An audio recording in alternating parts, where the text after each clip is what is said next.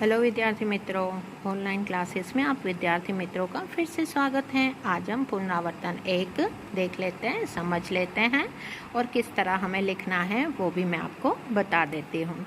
उसमें पहला प्रश्न है, निम्नलिखित संख्या के शब्दों को ढूंढकर नीचे क्रम में लिखिए। जो ब्रैकेट में जो शब्द अंक दिए हैं उनको शब्दों में किस तरह से लिखना है वो बताया हुआ है। अलग अलग आपको इसी तरह से यूं सर्कल करने हैं, ऐसे 36, 26, 30, फिर 46, फिर 25, फिर 31, 32, 44, 45, 22 और 23। ठीक है, उसको हम लोग इधर अच्छे से लिखते हुए 26, 25, 45, 22, 23, 36, 44, 46, 31, 30, 32 और 41। दूसरा प्रश्न है, ऊपर आपने जो शब्द लिखे उसका उच्चारण कीजिए। जैसे मैंने अभी बोलकर आपको बताया वैसे ही आपको उसका उच्चारण जो है वो करना है। उसके बाद देखें, तीसरा प्रश्न जो है उसकी सूचना इस प्रकार है, नीचे दिए गए चित्रों को देखकर कहानी पूर्ण कीजिए। कहानी पूरी करने में दिए गए शब्दों की मदद ले सकते हैं।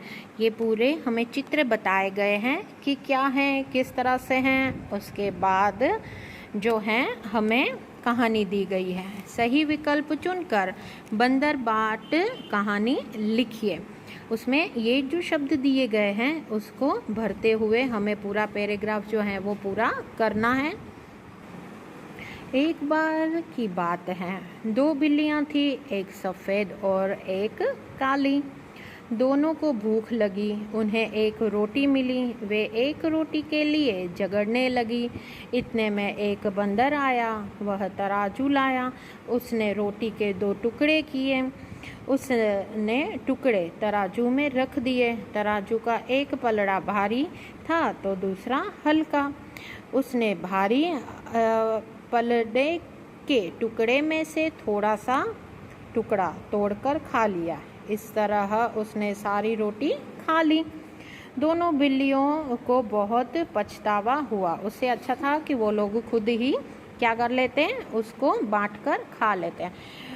ये बंडलबाज जो बंदर हैं उसने क्या किया, उनको एक आश्वासन देते हुए उसने वो सारी रोटी जो है खुद ही खा ली। एक साइड से खाता गया तो दूसरी साइड वो ऊपर होता गया, और वापस वो साइड से खाया तो एक साइड से वो कम होता गया। इस तरह से उसने क्या किया, पूरी रोटी जो है वो खा ली।